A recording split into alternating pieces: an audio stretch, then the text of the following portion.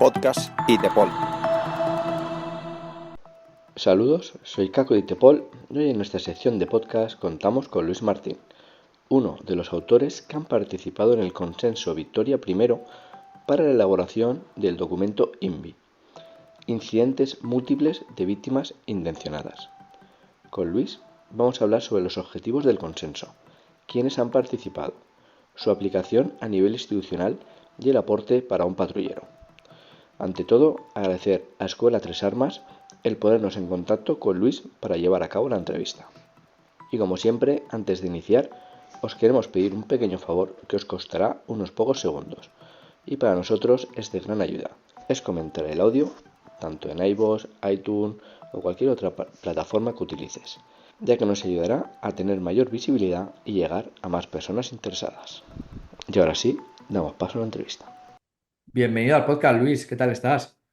Pues muchísimas gracias por la invitación. Un placer poder estar con vosotros y poder compartir esta tarde pues, un tema tan interesante e importante como es los incidentes de múltiples víctimas intencionados y su resolución. Exacto. Pues la verdad es que tenemos con nosotros a Luis Martín, uno de los autores que ha participado en el Consenso Victoria I y que ha desarrollado un documento que recientemente hemos publicado en nuestras redes sociales, que nos han hecho llegar, bueno, nos han puesto en contacto y aquí agradecer a Ricardo otra vez, que ya nos puso en contacto con Cristian en el podcast sobre terrorismo, en el anterior, y ahora en este vamos a hablar con Luis Martín. Y yo creo que os tenéis que quedar hasta el final porque es bastante interesante todo lo que nos tiene que contar y el documento que han conseguido publicar. Pero antes de iniciar, vamos a dejar a nuestro entrevistado una breve presentación. Así que Luis, cuando tú quieras. Muy buenas. Pues a la hora de presentarme, yo destacaría que empecé como técnico en emergencias. Quiere decir que, bueno, empecé poco a poco, empecé en unidades de soporte vital básico y luego pues fui desarrollando mi carrera profesional. Estudié la carrera de enfermería, me fui centrando en el ámbito de la enfermería de emergencias. Desarrollé luego los estudios del máster en urgencias, emergencias y cuidados críticos. Y luego, a posteriori, pues el doctorado en salud, psicología y psiquiatría por la Universidad de Almería. Y a posteriori, pues bueno, enfocando también mi formación en el ámbito de la gestión y dirección de servicios sanitarios. Y a nivel de experiencia profesional, pues desarrollando el ámbito de las emergencias, pues tanto en España como en África, Oriente Medio, Asia Central y Sudamérica. He tenido la oportunidad de estar en diferentes países de estas zonas. La verdad es que un currículum y un bagaje formativo bastante interesante y dedujo que algún libro, algún paper que otro te habrás leído, ¿no, Luis? Sí, un poquito. Ya sabes que nuestro ámbito profesional es un ámbito que te obliga a estar al día constantemente, que el haberte sacado una carrera o haber estudiado un máster, un doctorado, no es ni mucho menos el fin, ¿no? Académico, sino que, como digo siempre, es el comienzo realmente de la actividad académica porque tenemos que estar constantemente al día y si bien no podemos saber de todo, porque es imposible abarcar todos los ámbitos del conocimiento, pero sí estar máximamente actualizado en el ámbito que nos compete. Pues sí, Entonces, por sí, Paul, he estudiado ya. sí, de Paul darte la enhorabuena porque ese doctorado no son fáciles.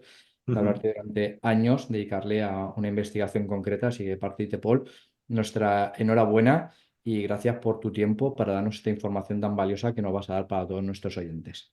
Muchísimas gracias. Así que con tu permiso, vamos a empezar. Vamos a hablar del Consenso Victoria I, que desarrolla lo que es el INVI, Incidentes Múltiples de Víctimas Intencionadas. Y ahora para nuestros oyentes, ¿qué sería? Bueno, cuando hablamos de un incidente de múltiples víctimas intencionadas, realmente estamos hablando de una situación de múltiples víctimas, como si obviamente las propias palabras nos indican, pero con un condicionante fundamental que es la mediación de la intencionalidad, ¿no? Claro, cuando tenemos la mediación de la intencionalidad, todos los servicios respondientes tenemos que encender un guardián fundamental, ¿no? Que es el tema de si tenemos todavía una presencia activa o no de la amenaza generadora del incidente cuando nosotros respondemos, ¿no? Entonces yo Yo resumiría esas ideas huérfanas, ¿no? Fundamentalmente, que la respuesta a un incidente de múltiples víctimas intencionados tiene dos grandes condicionantes, ¿no? Uno, por un lado, esas múltiples víctimas que vamos a tener que gestionar. Es decir, no solamente nos enfrentamos a ya de por sí lo difícil que es el manejo de un solo paciente crítico, sino que aquí vamos a tener múltiples pacientes de diferente gravedad. Por lo tanto, vamos a tener que hacer un triaje, al fin y al cabo una selección de las víctimas a las cuales atendemos, cuándo las atendemos y cómo las atendemos. Eso ya serían los condicionantes comunes en los incidentes de múltiples víctimas, pero le sumamos ese otro factor importante que digo, que es la mediación de una amenaza y que cuando respondemos a los diferentes servicios de emergencia, pues no sabemos si en ese momento esa amenaza todavía se encuentra activa o no. Y ahí viene la connotación que puede estar siempre presente de un incidente violento activo. Es decir, que todavía esa amenaza no ha sido neutralizada y que por lo tanto puede seguir generando víctimas o provocar que los propios intervinientes se conviertan en víctimas. Para poner en contexto para nuestros oyentes, cuando hablamos de incidente múltiple, violento, podríamos hablar de un tirador activo o de una Ujú. situación amor, ¿vale? Que ya Cristian en el anterior podcast ya lo definió, pero Sí, si fueras tan amable y lo quisieras recalcar, porque hay sí, una diferencia entre unos y otros, y así sí. que lo sepan los que no se escuchan ahora. Realmente estos incidentes se pueden provocar por un abanico tremendamente extenso de circunstancias. Tenemos desde circunstancias inducidas por el síndrome AMOC, ¿no? Recordemos que cuando hablamos del síndrome AMOC lo que estamos hablando es de, podríamos definirlo como una patología psiquiátrica, ¿no? Es cuando un sujeto le viene unas ganas irrefrenables de matar de una forma indiscriminada. Y ahí estaríamos hablando de los factores psiquiátricos en la autoría de este tipo de incidentes, pero estaríamos hablando también de, por ejemplo, acuchillamientos masivos, donde no hay mediación psiquiátrica, sino hay otro tipo de motivaciones o de procesos de radicalización, como podrían ser de índole yihadista o de cualquier otro tipo de extremismo o supremacismo. Por lo tanto, eso hay que tenerlo en cuenta. Hablamos de situaciones de tirador activo, donde la mediación serían armas de fuego. Tenemos otros coadyuvantes, como podría ser la presencia de explosivos. No, sabemos por experiencia y por análisis de incidentes a nivel internacional que una situación de tirador activo nunca debemos de descartar la presencia como coadyuvante de explosivos. Tenemos también las situaciones de atropellos múltiples, o sea, todas estas situaciones que inducen múltiples víctimas entrarían dentro de este contexto de incidente de múltiples víctimas intencional. Sí, que a lo mejor muchos oyentes dirán, ¿no? Pero esto aquí nunca ha pasado, ¿no? Y nos viene la primera, por ejemplo, lo más sonado que hubo, ¿no? El incidente de Columbine, ¿vale? Sí. En Estados Unidos, en el instituto, que ya han ocurrido algunos, pero por ejemplo, conforme ibas hablando, pues ahí me venía a la cabeza lo de las Ramblas que ocurrió, el atentado terrorista en las Ramblas, o por ejemplo, hace 2 años, cuando tuvimos en Argamasilla del Rey, ese Correcto, activo, ¿vale? Que fallecieron el compañero. ¿Vale? Y aquí en España hemos tenido, ¿vale? Este tipo de situación, o sea, no nos tenemos que ir muy lejos.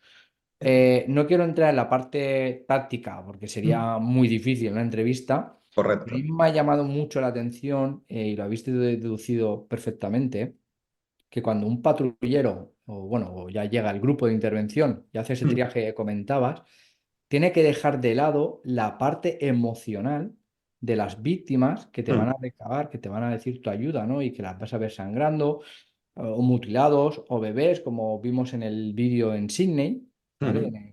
La persona que entró en el centro comercial.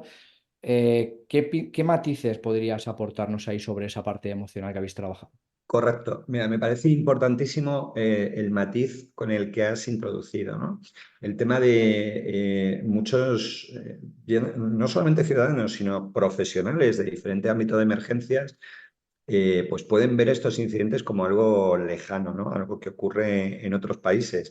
Y por desgracia, tenemos que recordar que España tiene un alto conocimiento en este tipo de incidentes. O sea, llevamos sufriendo el terrorismo de diferentes organizaciones en España desde hace muchísimos años. Por lo tanto, es algo que España ha sufrido de una u otra manera.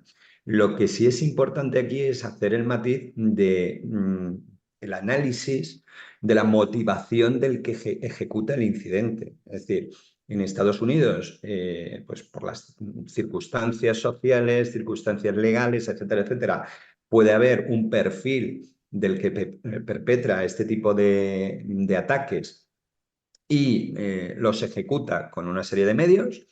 Y en Occidente, y si nos vamos centrando en Europa, pues tenemos otro perfil de radicalización, al fin y al cabo, pero es otro perfil de amenaza que ejecuta estas acciones con otros elementos, ¿vale? Pero independientemente de los elementos con los que lo ejecuten y los perfiles de radicalización de estos sujetos, al fin y al cabo el incidente ocurre. ¿Bien? Entonces, esa introducción me parece muy interesante la que has hecho, porque muchas veces vemos las cosas a mucha distancia o solamente nos circunscribimos los incidentes de múltiples víctimas intencionados a acontecimientos como el que has comentado de la masacre de Columbine o otros parecidos. Y aquí los estamos sufriendo. Sufrimos en Rambla, estuvimos a punto con la situación de Alcanar, de la detonación del TATP, se ha sufrido en los ataques del 11 de marzo en Madrid, se ha sufrido, como has comentado, situaciones de tirador activo de otras motivaciones, o sea que ocurrir, ocurre. Y luego, a colación de el segundo enfoque, ¿no?, que comentabas, emocional, es fundamental. Realmente creo que has tocado una de las piedras filosofales de la intervención, ¿no? Es como aquel sujeto que se entrena para salvar vidas, cuando ve una persona herida a su lado, en estas situaciones tiene que centrarse no en atenderla, sino en evitar que se produzcan más víctimas, ¿no? En neutralizar la amenaza. Esto va un poco contra natura, ¿no?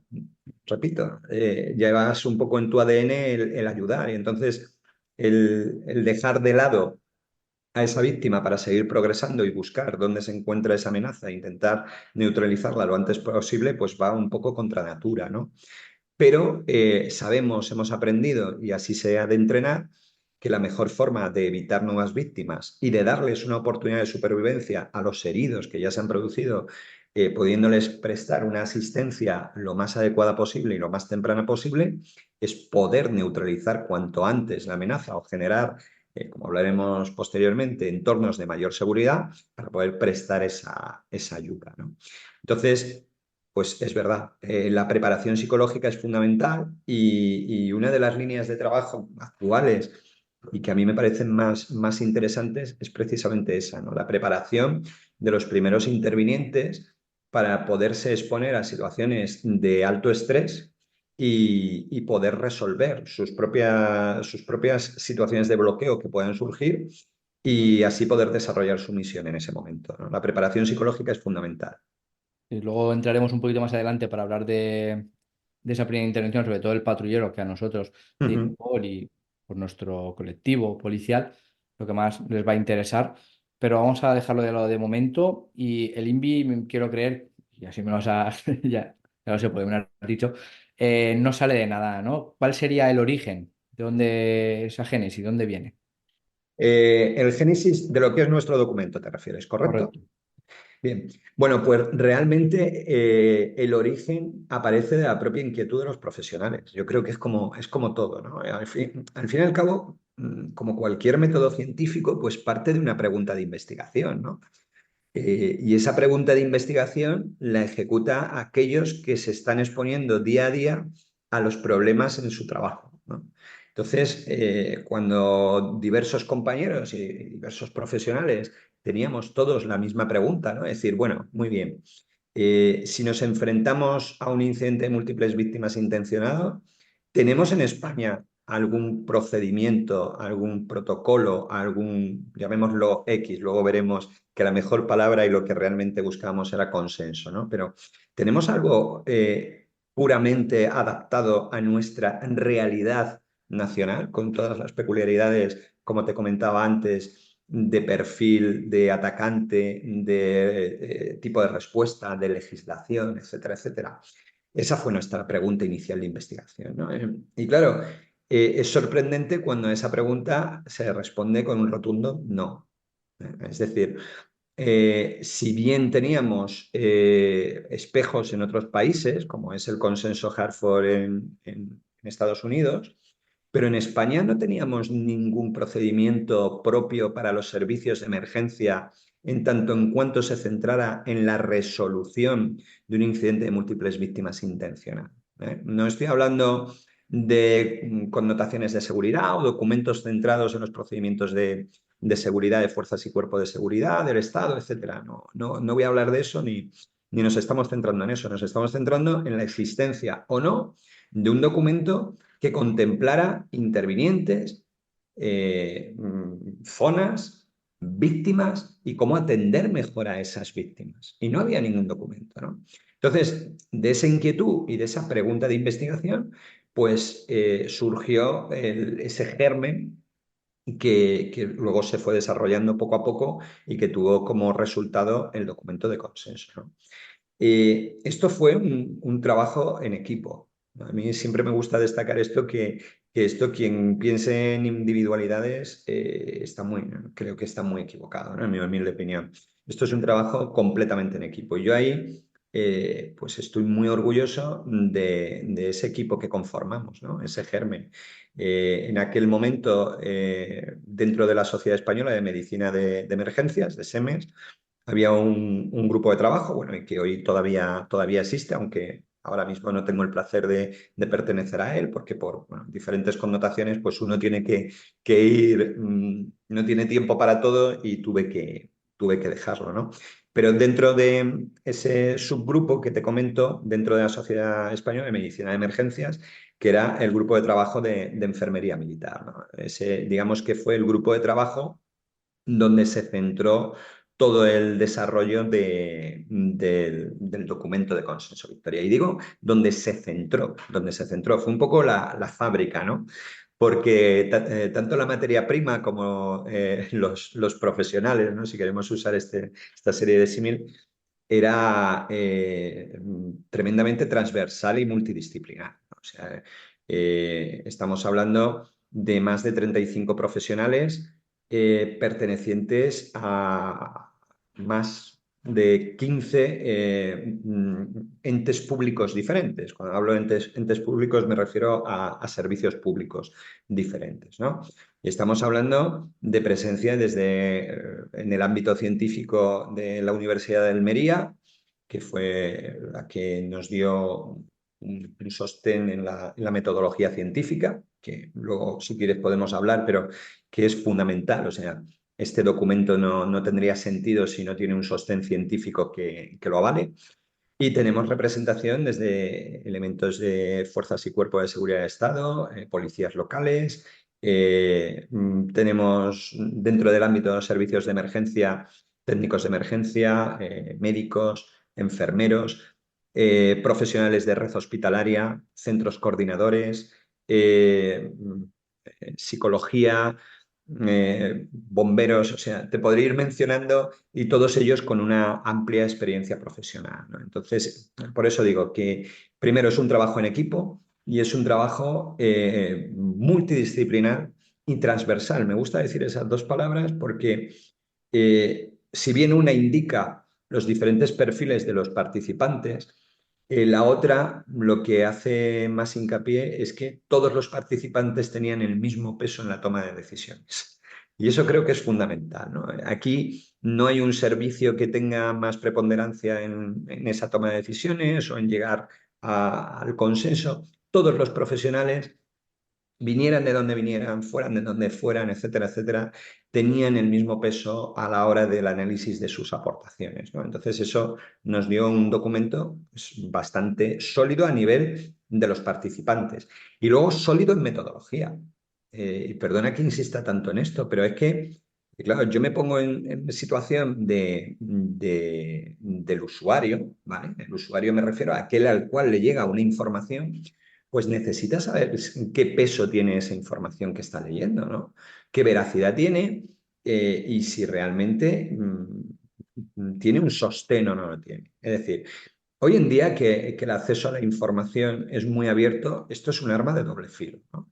Porque claro, podemos acceder a mucha información a través de las redes sociales, de Internet en general, pero claro, ¿qué aval tiene esa información que estamos leyendo? ¿Qué peso tiene? ¿Qué veracidad? ¿Qué nivel de evidencia, si empezamos ya a usar terminología, tiene lo que leo, ¿no? Entonces es importantísimo que el usuario que le llega una información y sobre todo una información tan importante y tan crítica, ¿no? Como puede ser esta, pues que esté leyendo algo que de verdad tiene un peso y que tiene un nivel de evidencia. Y esto es lo que nosotros nos planteamos desde el primer momento, ¿no? Que esto no fuera una publicación, perdona la coloquialidad, ¿no? Pero de un grupo de colegas que se juntan y que escriben algo en Internet o que sueltan algo en Internet, ¿no? Esto, si salía, preferíamos que no saliera antes de que saliera algo sin este nivel de evidencia, ¿no? Entonces, por eso nosotros nos planteamos desde el primer momento la importancia del soporte de una universidad y que esa universidad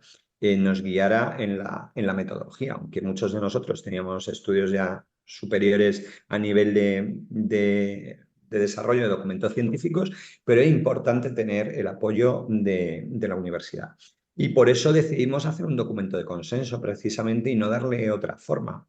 El documento de consenso nos da el mayor nivel de evidencia posible en este tipo de aportaciones donde obviamente, como el oyente entenderá, no podemos hacer experimentación, ¿vale? Es imposible hacer experimentación y por lo tanto nos tenemos que ir a ese mayor nivel de evidencia que podemos, que es la opinión de expertos, y dentro de la opinión de expertos un documento de consenso, ¿no?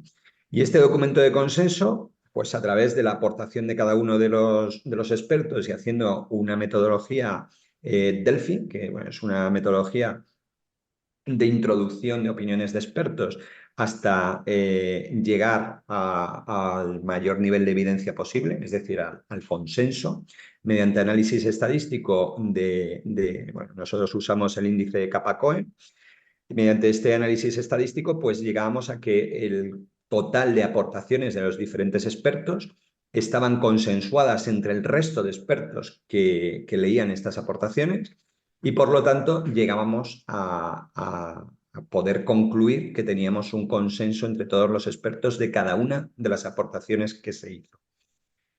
Resumiendo esta metodología aquí un poco compleja, ¿no? Al fin y al cabo, todo esto lo que quiere decir es que todos los que aportaron en el documento, todos los coautores y participantes, estaban de acuerdo con el resto de aportaciones del resto de los profesionales que intervinieron, ¿vale? Entonces, cuando todos los componentes de estas aportaciones están de acuerdo con el resto de aportaciones de cada uno de los componentes que participan, pues se entiende que se llega al mayor nivel estadístico de consenso. Y es el que nosotros alcanzamos. La verdad es que alcanzamos el mayor nivel estadístico de consenso y fue cuando se decidió darle una forma de publicación. ¿Bien? Es cuando hicimos el documento y quisimos pasar un segundo filtro. Precisamente por esa calidad a la hora de la lectura que queríamos que tuvieran los profesionales a los cuales llegara el documento. ¿Y cuál era el segundo filtro? Pues no quedarnos solamente en que un grupo de trabajo dentro de una sociedad científica había generado un grupo de consenso, perdón, un documento de consenso, sino queríamos pasar el filtro más complejo que podemos encontrarnos hoy en día, que es lograr que ese documento salga publicado en una revista científica. Si te das cuenta, son dos pasos que van uno tras otro, pero que buscan ese aumento de la calidad, ¿no? Y fue cuando decidimos presentarlo a la revista Emergencias. ¿Bien? La revista Emergencias, bueno, se nos puede preguntar por qué quisisteis presentarlo a la revista Emergencias y no a otra. Pues bueno, fundamentalmente, una de las cosas más importantes es que es una revista que se encuentra en el primer cuartil, ¿vale? Tenemos diferentes cuartiles en las publicaciones científicas que se encuentran indexadas. El primer cuartil es el de mayor rigurosidad en la publicación, es donde es más difícil publicar, pero donde si logras publicar has pasado los filtros tanto de los editores como de revisores, etcétera, etcétera, más exigentes que hay, ¿no? Y dentro de ese primer cuartil, pues no nos tenemos que olvidar que actualmente la revista Emergencias tiene un factor de impacto de 5.5, ¿no? Y se encuentra en el cuarto puesto del ranking de 32 revistas de medicina de emergencias. Es decir, que no solamente habíamos logrado un documento de consenso, sino que finalmente logramos publicarlo en una revista tan prestigiosa como esta, de tal forma que el lector no solamente se tuviera que fiar de lo que leía, sino sabiendo que había pasado unos filtros muy potentes aquello que estaba leyendo. Y para poner en contexto a nuestros oyentes, pues si alguno lo desconoce, hablabas de que la revista ha sido publicada, la publicación viene en el primer cuartil. Digamos que eso sería la primera división de que estéis jugando la Champions de esa publicación, porque tenemos 4 cuartiles, si no me equivoco, ¿vale? Y el primero sería el top. Y además, por lo que has dicho, que está en una muy buena posición de 32 revistas en materia de sanidad, la verdad es que bastante bien. Y una de las preguntas que teníamos era de quiénes habéis participado y en el documento recogéis todos esos grupos de trabajo, que como muy bien has dicho es multidisciplinar, que tienes desde SEMES, la Universidad de Almería, la Universidad de Nebrija, tienes de SUMA, tienes de Protección Civil, tienes también de SAMU de Valencia, por ejemplo, Policía Nacional, de TEDAS, de NBQ, Guardia Civil, etcétera. Luego de militares también tenéis.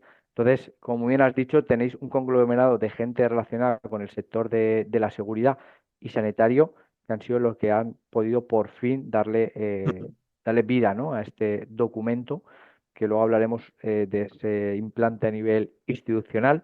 Correcto. ¿Vale? Lo dejaremos, pero ahora sí vamos a centrarnos un poquito en lo que más nos concierne en el tema de ITEPOL, que es a la hora de una primera intervención, que son esos primeros segundos Sí. que salvan vidas de verdad. Tal y como recogéis en el documento, ¿cómo sería ese proceso de ejecución cuando un patrullero que recibe una llamada y acudiera a ese, no sé, vamos a poner por ejemplo un centro comercial o un parque, lo que tú quieras, ¿vale? ¿Cómo sería ese proceso? Correcto. Incidir en la importancia de lo que nosotros denominamos los equipos de primera respuesta y seguridad. Es decir, ese radiopatrulla, ese patrullero que es el primer interviniente, ¿no? Porque muchas veces en otras publicaciones o en bibliografías diferentes, etcétera, se centran en otros equipos que están específicamente diseñados para la resolución de estos incidentes, pero no tenemos que olvidar que los que estáis día a día en la calle sois los que estadísticamente tenéis más posibilidades de ser los primeros respondientes en estas situaciones y por eso es fundamental la formación y el conocimiento de estos procedimientos y la integración de estos procedimientos en las diferentes instituciones que actuáis como primeros respondientes, ¿no? Esa sería un poco el marco, dándole la justa importancia a estos primeros respondientes de seguridad, ¿no? ¿Qué tienen que hacer? Pues es una gran pregunta, ¿no? Yo puedo decir lo que en el documento enmarcamos que serían las actuaciones básicas, ¿no? Me gusta decir esto porque creo que hay que ser muy humilde cuando estamos al otro lado de una pantalla o de un micrófono o estamos dando una conferencia.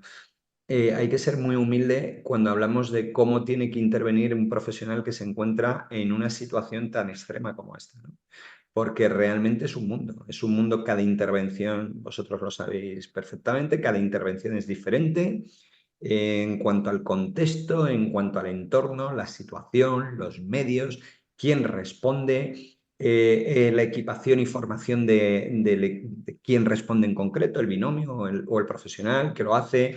No es lo mismo en entornos, una respuesta temprana en entornos urbanos que en entornos extraurbanos o a distancia de posibilidad de apoyo. Todo esto tiene unas connotaciones que hay que ser tremendamente humilde cuando nos atrevemos, como digo, desde una conferencia a hablar de ello, ¿no? Entonces, desde esa humildad, yo lo que voy a expresar es lo que en el documento proponemos, ¿vale? En base a este consenso. Pero siempre entendiendo que el profesional que interviene pues es el que tiene ese conocimiento de la intervención y que muchas veces se tendrá que adecuar a ello. ¿Bien? Eso me gustaría resaltar. Bueno, y desde el documento de consenso, ¿qué es lo que proponemos nosotros? ¿Dónde juega ese primer interviniente? Bueno, lo primero es que tenemos que tener claro mentalmente que hay una sectorización. Hay una sectorización cuando se produce un evento con una constatada o presumible amenaza activa. Tenemos 3 zonas que delimitamos, que denominamos amenaza directa, amenaza indirecta y zona de evacuación, ¿no? Si esto lo pusiéramos con una terminología más gráfica, pues imaginemos un semáforo, ¿no? La zona de amenaza directa o zona de cuidados bajo amenaza directa sería un semáforo rojo. La zona de amenaza indirecta sería un amarillo ámbar, ¿no? Podríamos decir. Y la zona de evacuación verde. ¿Esto qué nos transmite? Nos transmite de mayor nivel de amenaza y mayor riesgo de poder ser alcanzado por la amenaza generadora del incidente a menor riesgo. Por lo tanto, la zona de amenaza directa es donde tenemos una alta posibilidad o probabilidad de ser alcanzados o afectados. Aquí hay que usar muchos adjetivos porque, repito, podemos estar enfrentándonos a diferentes tipos de amenaza, donde tenemos mayor posibilidad de ser alcanzados por esa amenaza. Si nos vamos al extremo contrario, donde tenemos menor posibilidad o probabilidad de ser alcanzados, sería esa zona de evacuación. Y luego tenemos esa zona de amenaza indirecta o de cuidados bajo amenaza indirecta, que es como una zona de amortiguación, ¿no? Una zona intermedia. Bueno, por definición, el patrullero, según llega a este tipo de incidentes, lo que tiene que pensar es que se encuentra bajo amenaza directa. ¿A qué me refiero con esto de que pensar que se encuentra bajo amenaza directa? Pues porque él va a buscar la neutralización de la amenaza. Por lo tanto, si estamos buscando la neutralización de la amenaza, estamos asumiendo un alto nivel de exposición a la misma y, por lo tanto, estamos asumiendo que nos encontramos bajo una amenaza directa. Y aquí quiero sumar que, claro, cuando somos los primeros intervinientes, muchas veces carecemos de información suficiente en la toma de decisiones. O sea, llegamos a un entorno muchas veces desconocido, muchas veces no sabemos de una forma muy clara qué es lo que está ocurriendo, tenemos las primeras informaciones que nos pueden llegar de los centros coordinadores, intentamos confirmar si hay equipos de seguridad privada en el lugar o de algunos testigos que nos intentan lanzar un poquito de información, pero claro, nos vemos en esa balanza de obtención de información limitada e intervención rápida e inmediata, ¿no? Por lo tanto, estamos, yo diría, en las situaciones más desfavorables en la toma de decisiones.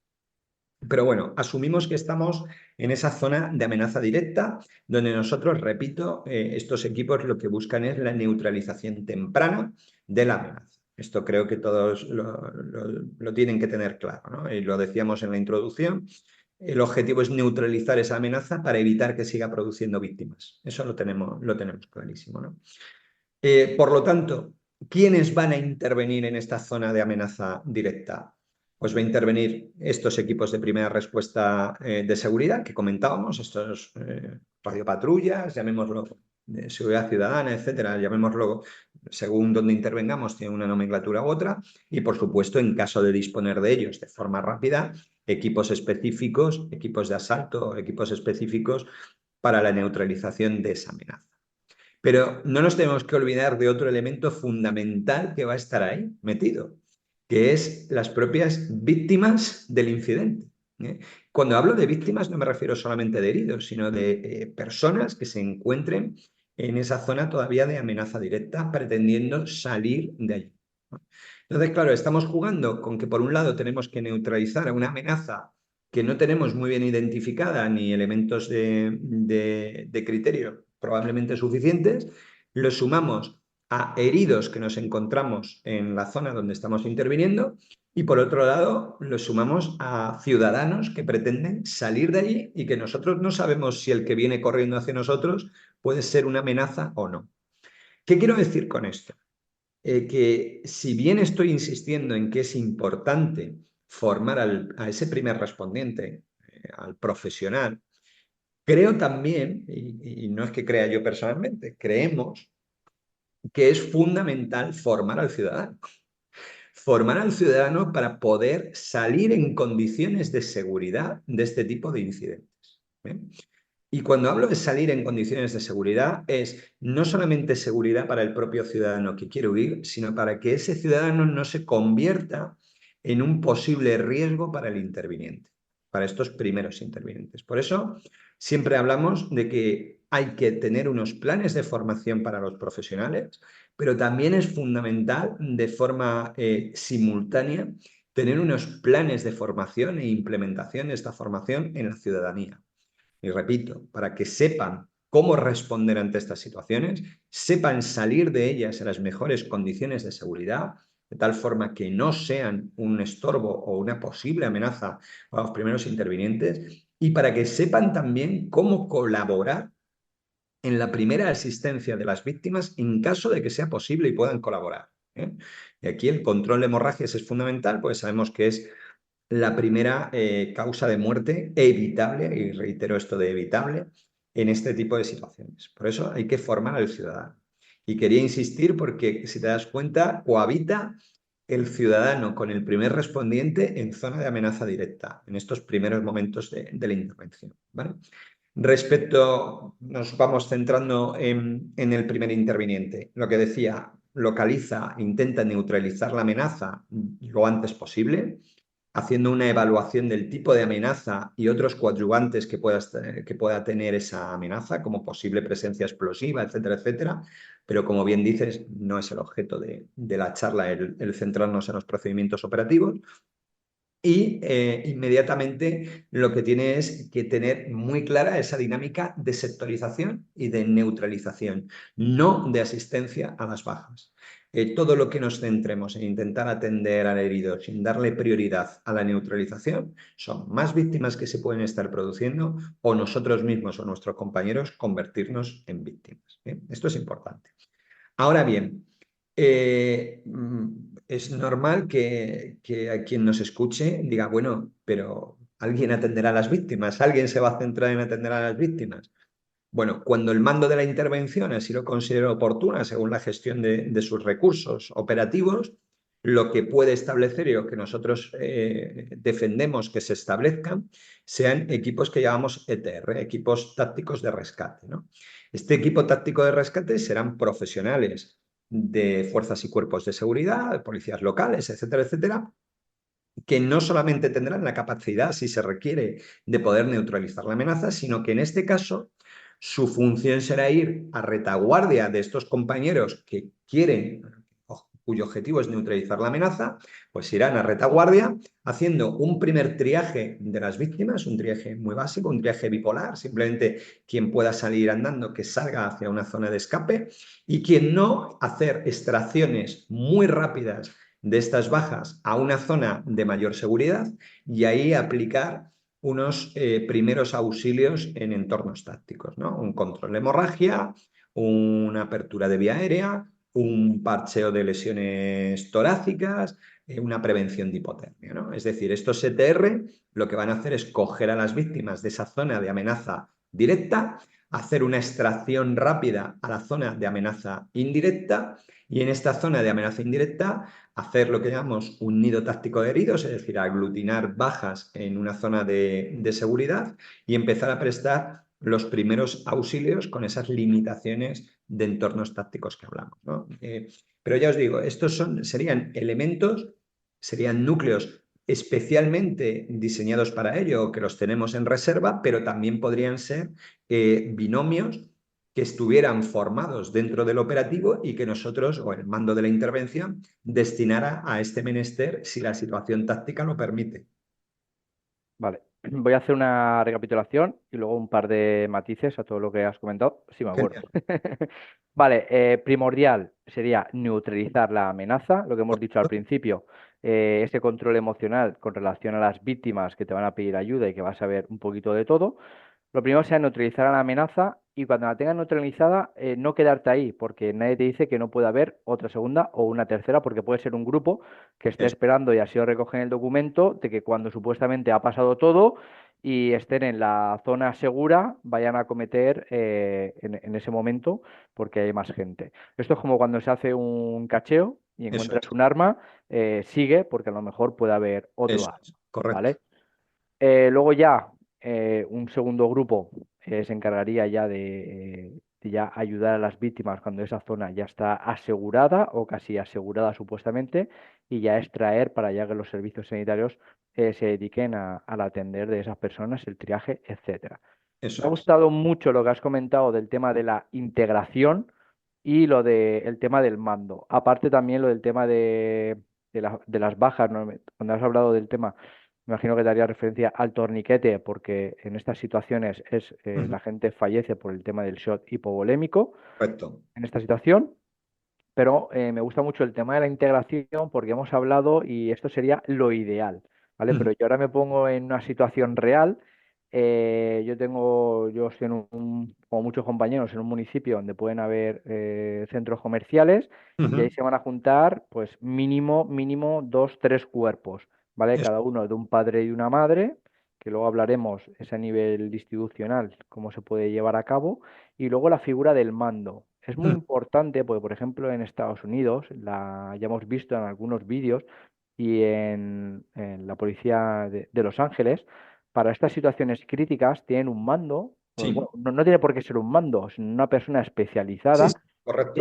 que es el que dirige, ¿vale? ¿Quién es el que tiene que dar la orden? Por dónde se tienen que ubicar las ambulancias cuando lleguen, o los bomberos, o los patrullas, Ujú, etcétera, y el que tiene que ir esas órdenes que tú ibas diciendo, ¿no? ujú. Entonces, todo esto es ideal, viene en el documento y es interesante. Y ahora mi siguiente pregunta es, hemos hablado de lo que sería lo ideal y lo Ujú. que habría que hacer, pero ¿qué consideras que no habría que hacer, sobre todo en esta situación, por parte del patrullero? En estas situaciones, mira, para mí lo fundamental es que no entren en zonas, en este caso en zona de amenaza directa o incluso en zona de amenaza indirecta, quien no tiene que entrar. O sea, para mí lo fundamental sería ese cordón de seguridad que evita que entren en esas zonas de seguridad gente que no tendría que entrar. Eso es fundamental, porque mira, cuando se producen eventos de calamidad, de cualquier situación así, es humano, y antes hablábamos de las reacciones humanas, ¿no? El que todo el mundo pues quiera ayudar. Y muchas veces la ayuda en estas situaciones se convierte en un estorbo. O sea, una ayuda no bien canalizada, no bien sectorizada, y que entre en un punto alguien que no tiene la preparación adecuada, ni el equipamiento adecuado, ni los elementos de coordinación y cohesión adecuados para intervenir, pues puede generarnos más un problema que beneficios, ¿no? Entonces, por eso creo que es fundamental que, y aquí me circunscribo a los diferentes servicios de emergencia, y no pongo nombres ni apellidos, cuando hablo servicio de emergencia me refiero en la totalidad de todos los intervinientes que responden ante estas calamidades, que cada uno tenga muy claro cuál es su ámbito competencial, hasta qué punto cada uno puede progresar y puede llegar, y quién tiene el mando en una intervención. ¿Eh? Para mí eso sería lo fundamental, es decir, si me tienen que decir qué no se debe de hacer o qué debo de evitar, pues lo que tengo que evitar fundamentalmente es que entren elementos que me pueden distorsionar la intervención o que me pueden perjudicar la intervención. Para mí eso es lo fundamental. Luego ya, en cuanto a la estructura operativa, los elementos o el número de binomios que se necesitan para intervenir, etc. Pues bueno, eso depende ya de cada procedimiento interno o de la zona donde estamos trabajando, ¿no? Ahí ya te digo que sería muy difícil desarrollar en esta entrevista todo, ¿no? Ni es el objetivo. Pero contestando a tu pregunta, y creo que corrígeme si me equivoco, tu pregunta iba enfocada hacia ahí. ¿Qué tengo que evitar? Pues fundamentalmente tengo que evitar eso, que se me descontrole la situación más de lo que por sí está descontrolada, ¿no? Porque sabemos que al final lo que me viene una frase a la cabeza, ¿no? Que es buscar el orden en el caos, ¿no? Nosotros, al fin y al cabo, parte de nuestra responsabilidad es buscar ese orden en el caos. Es decir, cuando llegamos a un sitio donde hay un caos completo, intentar generar un orden que propicie nuestra intervención y podamos alcanzar los objetivos que se nos ha acometido, ¿no?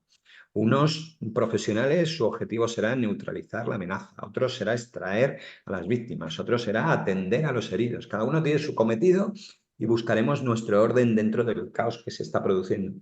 Pero claro, si el caos se sigue convirtiendo en caos o se empeora por unas malas decisiones o por permitir el acceso a zonas, a personal que no debería de acceder, pues estamos siendo contraproducentes. Vale. Esta publicación que habéis hecho del Consenso Victoria, que como os he dicho ya hemos puesto en nuestras redes sociales, y también lo vamos a poner en notas al pie del presente, tanto en la página web como en Spotify, en iVoox donde se va a publicar, etcétera, etcétera. Queríamos hacer una mención. ¿Qué dificultades os habéis encontrado para su desarrollo?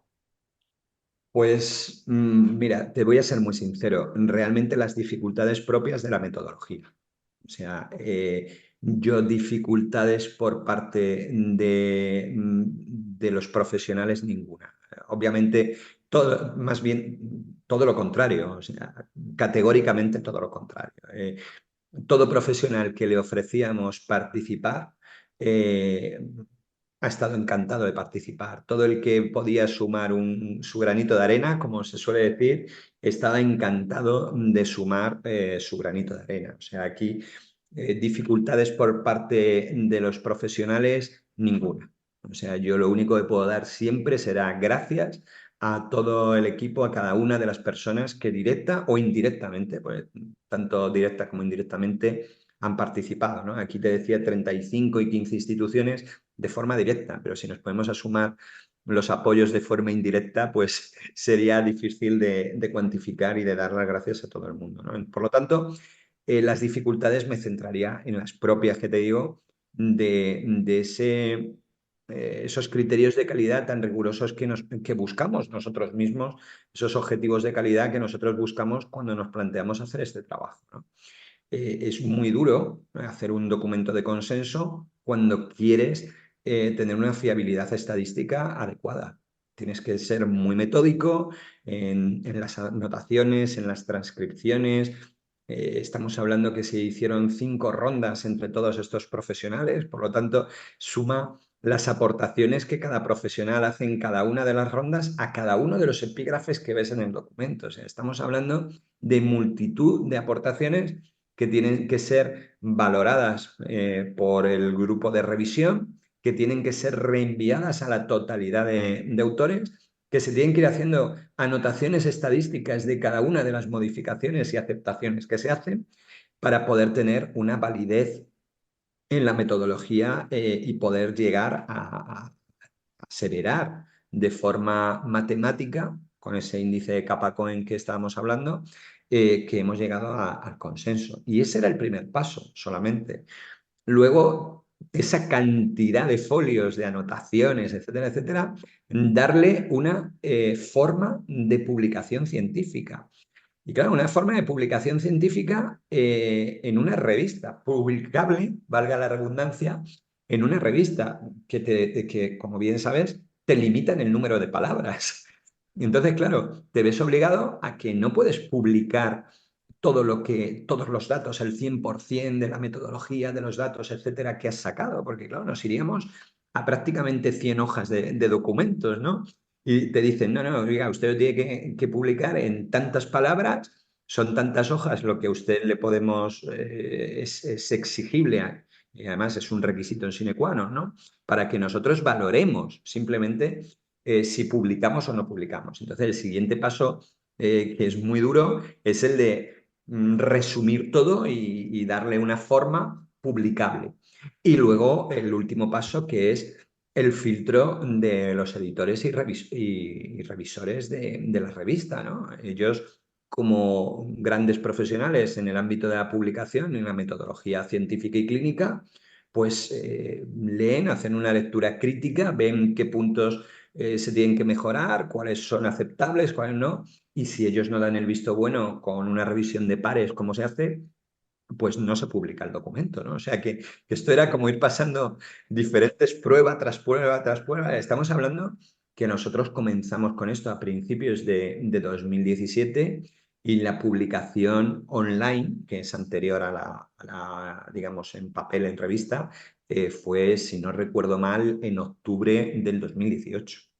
Es decir, y trabajando muy intensamente. Estamos hablando de más de un año de trabajo solamente para lograr la aceptación y publicación online. O sea que prácticamente 2 años estamos. Nada, nada sencillo, vamos.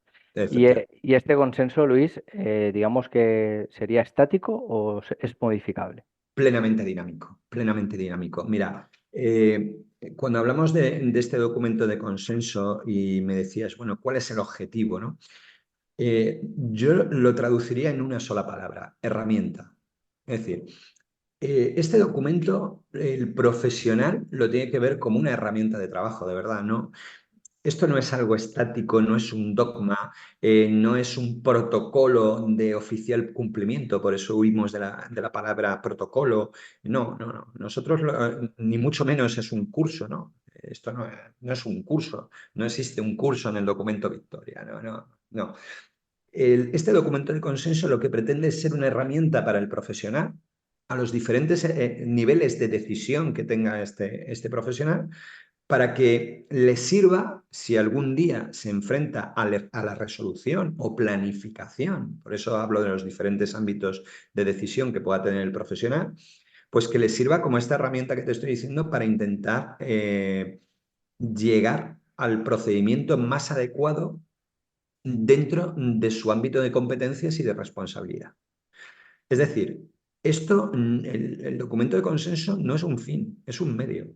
Es un medio, o sea, nosotros no buscamos, y creo que sería un error buscar eso, ¿no? Es decir, no, la policía local X o la policía o tal X aplica el documento de consenso Victoria. Ese no es el objetivo. El objetivo es que para ellos, para esa policía local o para esos profesionales, esto sea una herramienta que les sirva como marco teórico para poder adecuar sus procedimientos a esta evidencia científica. No sé si me estoy Sí, sí, explicando sí, lo que perfecto. quiero decir. Esto no es un protocolo que ellos tienen que coger y aplicar. No, no, oiga, usted tendrá una realidad y trabajará en una realidad y tendrá un contexto que otras zonas no tienen ese contexto y probablemente puede tener un marco legal diferente al que otros compañeros de otros estamentos tengan, etcétera, etcétera. Entonces, a usted le entregamos esta herramienta a modo de árbol lógico o llamémoslo marco teórico, donde usted lo lee, sabe que lo que está leyendo tiene una evidencia científica contrastada y usted ve la implementación de sus elementos, recursos, al fin y al cabo de sus técnicas, tácticas y procedimientos, ve cómo los puede adecuar implementando esta evidencia científica, ¿no? Por eso hablamos de herramienta. Ahora vamos a pasar un poquito a la parte controvertida de la entrevista, te voy a meter ahí un poquito, pero Venga. voy a empezar yo, va. Lo has comentado antes, ¿no? Porque esto estaría bien que se implementara pues a partir de los cuerpos policiales. Ya te adelanto yo que, por ejemplo, así los cuerpos estatales, pues sí que hacen este tipo de formación, pero lo hacen de forma interna. También me consta que en otras comunidades donde tienen policía autonómica sí que han trabajado con las policías municipales o policías locales de la zona. Si hay un incidente de este tipo, cómo actuar, ¿no? Esa primera, lo que te hablabas al principio, ¿no? Esa primera interviniente, esa patrulla que va a acudir antes de que venga el grupo especializado, pero digamos que se queda ahí, ¿no? No estaríamos hablando de luego de si tiene que venir el sanitario, dónde se ubicarían, si es preciso a lo mejor pueden venir bomberos por el motivo que fuese, que también sería Correcto. necesario, etcétera, ¿no? Entonces, es lo que te voy a preguntar, ¿qué es lo que faltaría para que se implante este protocolo o este consenso a nivel institucional? Para que fuera una realidad que tú te levantaras y decías, he conseguido lo que, o sea, yo y lo que tú con tus compañeros habéis redactado que esté implementado a nivel institucional. Bueno, yo creo que para la implementación de todo, de cualquier cosa, requiere por un lado proactividad. Hay que ser proactivos, no reactivos. Y la proactividad es complicada, transmitir la proactividad es algo complicado, ¿no? Entonces, eh, muchas veces tenemos que asumir en nuestra función de asesor del mando. ¿Bien? Es decir, las cosas muchas veces no caen por ciencia infusa, ¿no? Muchas veces decimos, oye, un contexto o algo no nos gusta, esto debería de cambiar, pero bueno, a lo mejor la pregunta que tengo que hacer es ¿qué puedo hacer yo por cambiarlo? ¿Bien? Es decir, no solamente que me venga la orden dada o que me venga el procedimiento implementado de forma vertical, ¿bien? Desde escalones de mando superior, sino nosotros, o a los diferentes niveles de mando, intermedios o más bajos, ser los que con esta proactividad transmitan la necesidad del conocimiento y la implementación de estos procedimientos. ¿Bien? Pero si te das cuenta, esto es algo común a cualquier cosa nueva que nos encontramos en nuestro ámbito profesional. Al final, es lógico que el que se encuentra en los niveles operativos es el que está todo el día en la calle, es el que está enfrentándose a esta realidad y es el que tiene que transmitir estas necesidades con esa proactividad, ¿no?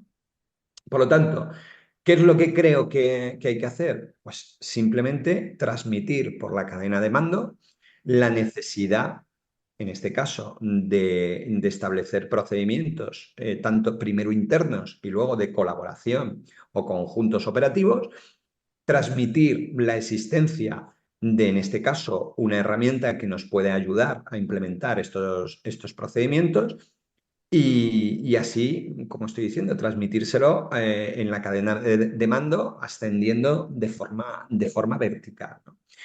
Eso por un lado. Y luego siempre me gusta insistir en una cosa. Las nuevas teorías del liderazgo lo dejan muy claro y refrendan este aspecto que te digo de la proactividad.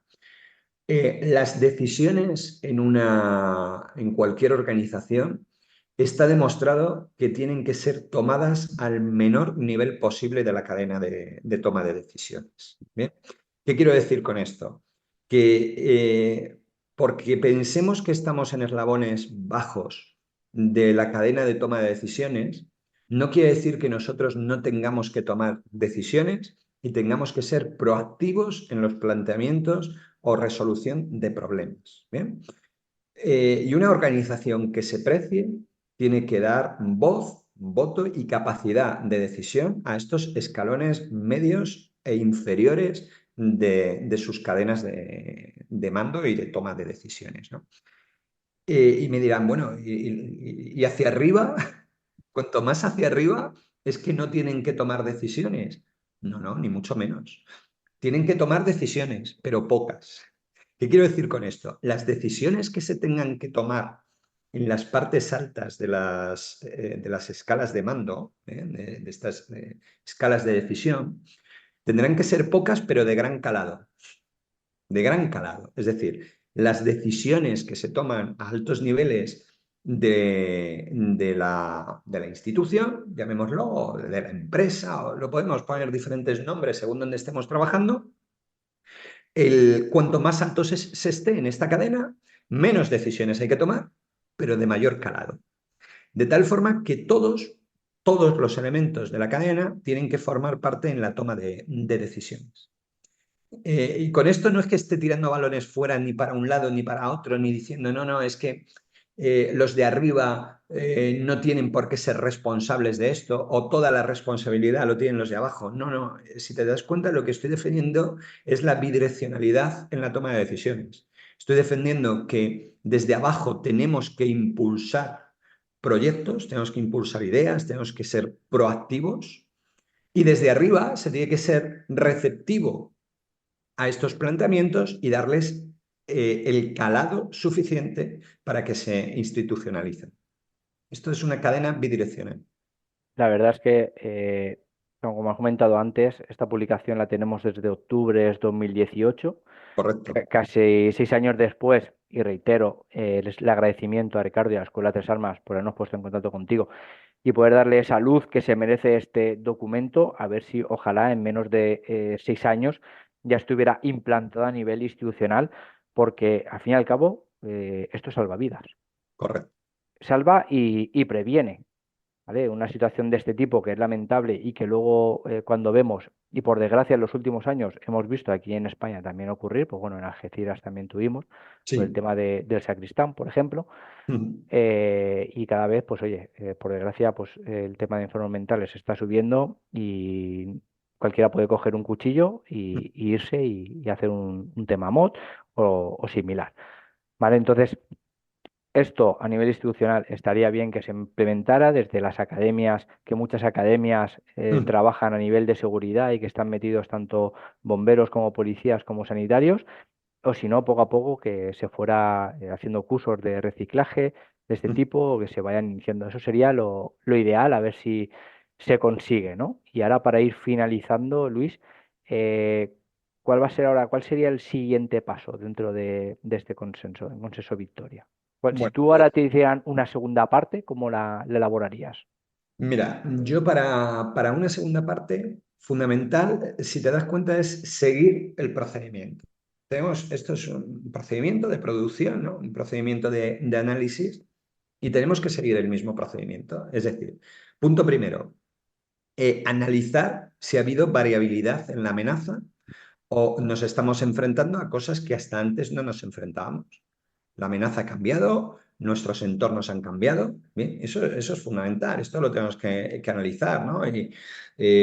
Hay más riesgo, menos riesgo de presencia explosiva, más riesgo, menos riesgo de elementos NBQ. Bien, todo esto tenemos que analizar y luego ver, volvemos a lo mismo, las zonificaciones con las cuales trabajamos son las adecuadas, tenemos que modificar las zonificaciones en base a una variabilidad de la amenaza.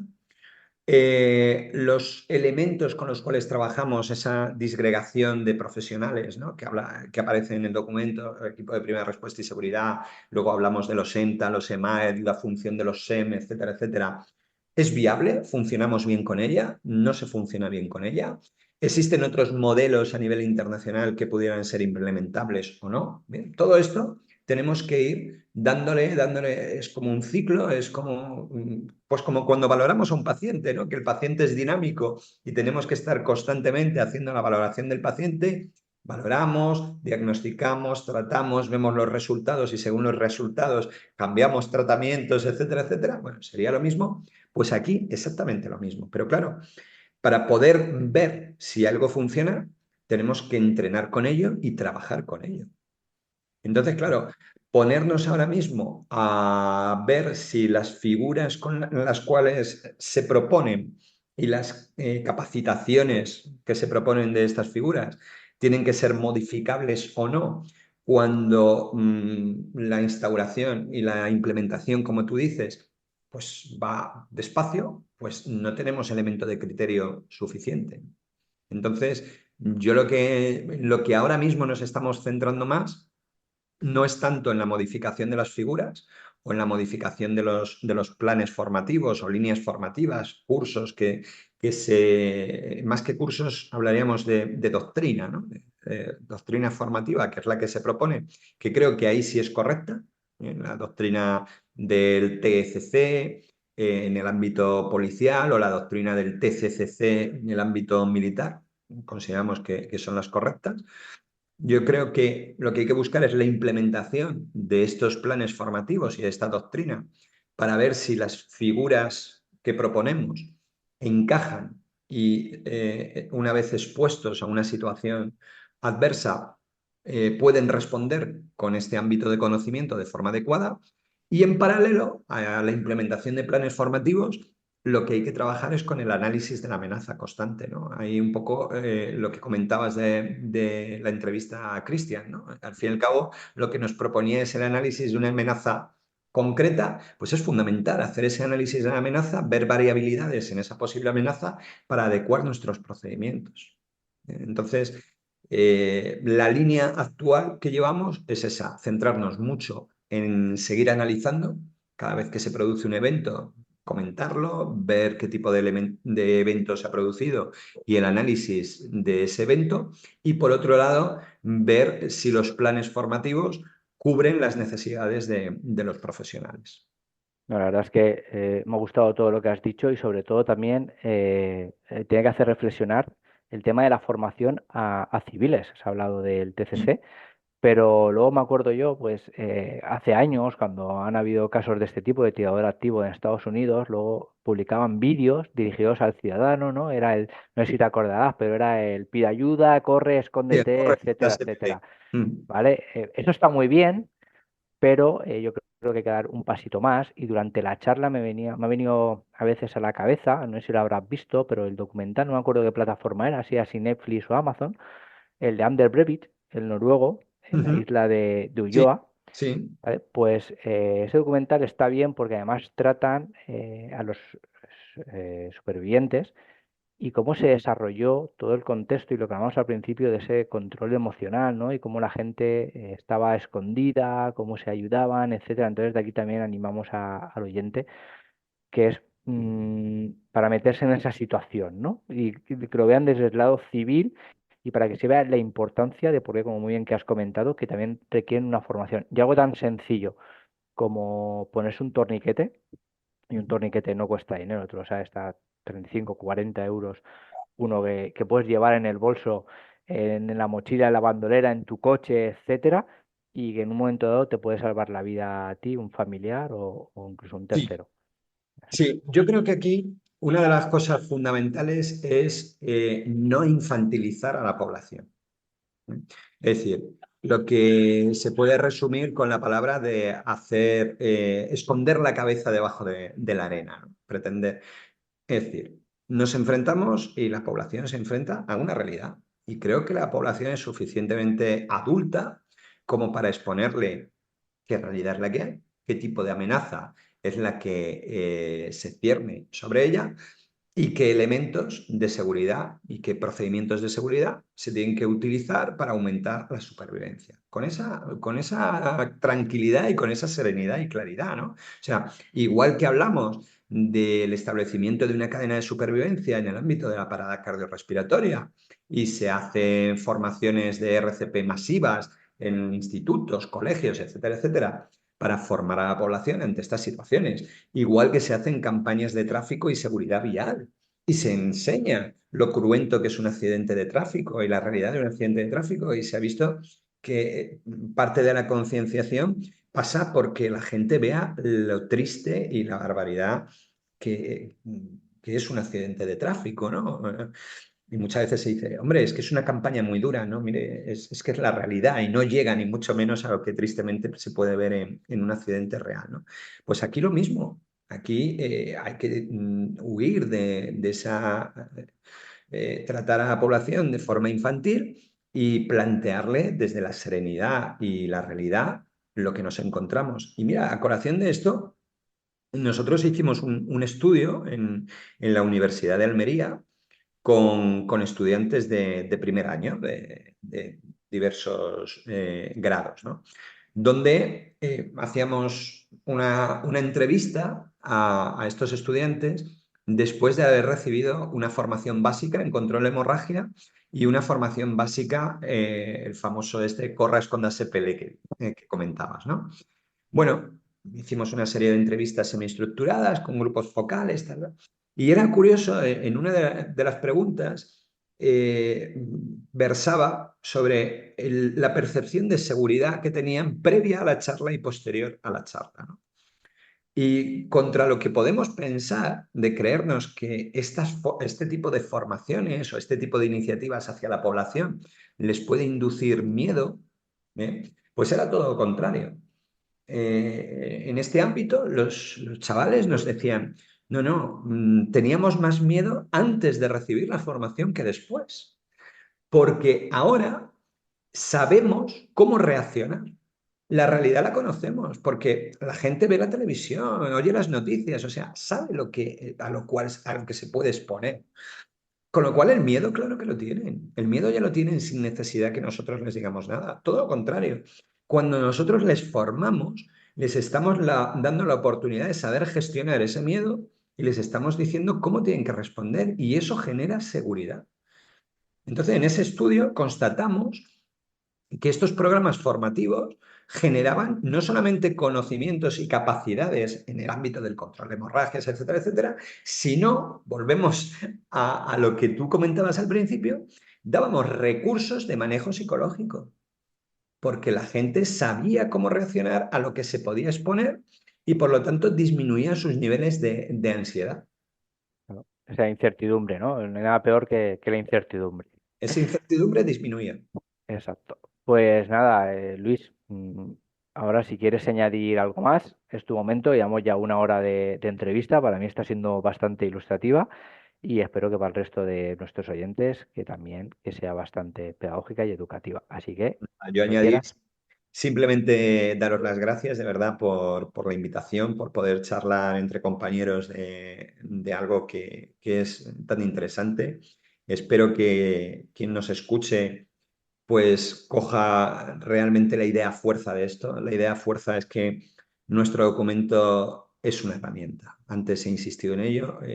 Quien lo lea, que por un lado tenga la seguridad de lo que está leyendo, tiene el mayor nivel de evidencia posible, que realmente sea nuestro objetivo, que el profesional que lo leyera pues le diera la seguridad que lo que tenía delante era sólido y que lo vean, eso digo, como una herramienta para ayudarles a la toma de decisiones y canalización de competencias, ¿no?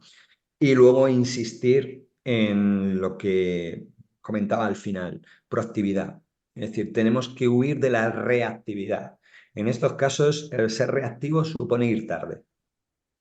Cuando somos reactivos, quiere decir que el suceso se ha producido, el madre mía ya lo tenemos encima y por desgracia las consecuencias de los madre mía en estas situaciones son vidas que perdemos, ¿no? Entonces lo que tenemos que buscar es la proactividad, el ir por delante del problema, porque tristemente esto no es si se va a producir un suceso de este tipo o no se va a producir. Estadísticamente sabemos que se va a producir. Por desgracia se va a producir. Lo que no sabemos es ni dónde ni cuándo, obviamente, ¿no? Pero yo creo que todos los profesionales del ámbito de la seguridad y emergencias sabemos que estos eventos ocurren y que por lo tanto lo que tenemos que estar es preparados para que dónde y cuándo ocurran, poder reaccionar, ¿no? Y cerraría con la tercera idea, orden en el caos. Yo me Exacto. quedaría con eso. Somos profesionales de generar orden donde es puro caos. Me quedaría. Es importante, ¿eh? Lo que estás diciendo de cuando hay caos, una situación de caos, tiene que haber una persona que ponga el orden y que el resto, ¿no? Digamos, eso que también has comentado, ese líder o ese mando, que sepa guiar, ¿no? En ese momento, vamos a llamarlo al rebaño. Eso es, efectivamente.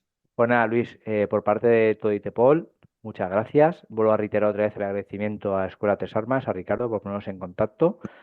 Y nada, cuando sigáis con este proyecto, le seguiremos dando voz y porque hay que hacerlo extensible, como bien has dicho, tanto al resto del sector de la seguridad, sanitarios, emergencias, así como a la sociedad civil también. Así que muchas gracias, Luis, y un fuerte abrazo. Muchísimas gracias a vosotros. Hasta luego.